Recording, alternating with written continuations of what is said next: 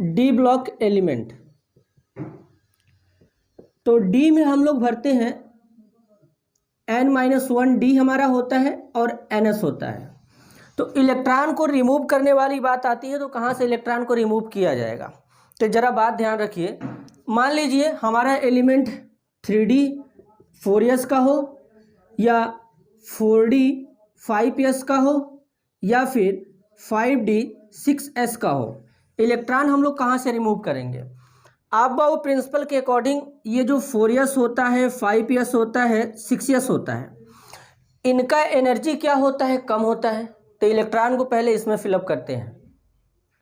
अब इलेक्ट्रॉन निकालने वाली बात आएंगे तो हमारा यहाँ पे न्यूक्लियस होता है, न्यूक्लियस के बाद आता है 1s, फिर इसके बाद आता है 2s, 2s में 2p होता है, फिर उसके बाद 3s होता है, 3p होता है, 3d होता है, चौथे वाले में हमारा आता है 4s आता है, 4p आता है, 4d आता है, 4f आता है।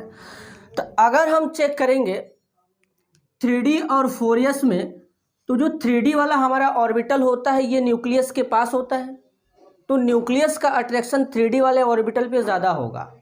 तो यानी 3d वाले से इलेक्ट्रॉन निकालना मुश्किल होगा, 4d वाले से इलेक्ट्रॉन निकालना आसान होगा, क्योंकि न्यूक्लियस का अट्रैक्शन 4s ऑर्बिटल पे कम होता है।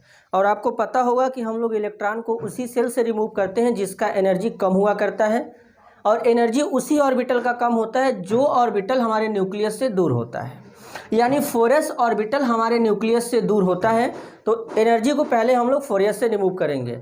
या ये भी हम लोग कहते हैं कि इलेक्ट्रॉन को हम लोग हमेशा आउटर मोस्ट सेल से रिमूव करते हैं। ठीक है, अब मान लीजिए एग्जाम्पल करते हैं, अगर कभी हमको देता है कॉपर और कॉपर से बनाकर दे दिया Cu+ और Cu+2, इसका मतलब समझेंगे। तो अगर हम यहाँ पे कॉपर लिखेंगे तो कॉपर का एटॉमिक नंबर होता है 29।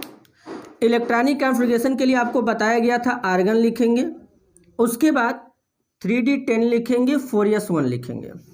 आखिरकार ये कॉपर हमारा Cu+ में कब गया होगा, जब एक इलेक्ट्रॉन निकाला होगा तब। यानी अगर हम यहाँ पे Cu+ लिखेंगे, Cu लिखेंगे तो यहाँ पे हमारा Cu+ बना। यहाँ पे कॉपर का कॉन्फ़िगरेशन रहेगा 3D10 4s1। तो जब Cu+ में जाएगा तो इलेक्ट्रॉन हम लोग को कहाँ से निकालेंगे, आपको पता चल गया, इलेक्ट्रॉन वहीं से निकालेंगे जिस ऑर्बिटल का एनर्जी कम होता है, यानी आउटर मोस्ट सेल से। यानी 3D और 4s में आउटर मोस्ट सेल कौन है, 4s है। तो एक इलेक्ट्रॉन यहाँ से जाएगा तो Cu+ के केस में कॉन्फ़िगरेशन क्या बनेगा, 3D10। अगर हमारा Cu+ से Cu+2 में जाता है तो इसका मतलब यहाँ पे तो अब 4s 0 हो चुका है, s ऑर्बिटल में इलेक्ट्रॉन 0 है, तो इलेक्ट्रॉन को कहाँ से रिमूव करेंगे, d से रिमूव करेंगे। तो यानी यहाँ पे क्या बनेगा, 3D9। तो इलेक्ट्रॉन को कैसे रिमूव करना है ये मैंने आपको बता दिया। ठीक है, आगे अगर मान लीजिए कल को क्रोमियम लेता है, क्रोमियम का कॉन्फ़िगरेशन क्या होता है, 3D5 4s1। यानी अगर मैं क्रोमियम से Cr+ बना दूं तो यानी s वाले से एक इलेक्ट्रॉन जाएगा तो क्या बनेगा, 3D5। अब बाकी इलेक्ट्रॉन कहाँ से रिमूव होगा, D5 से। अगर क्रोमियम के ऊपर एक और पॉजिटिव चार्ज आए तो यहाँ पे D4 सिस्टम बनेगा। आपको मैंने ये भी बता रखा है कि जितना एलिमेंट के ऊपर पॉजिटिव चार्ज आता है उतना हम लोग एनर्जी को क्या करते हैं, रिमूव करते हैं।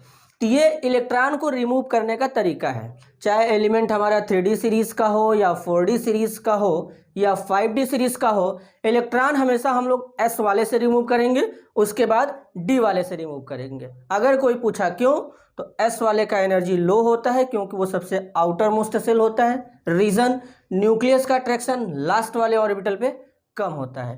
तो ये इलेक्ट्रॉन रिमूव करने का तरीका।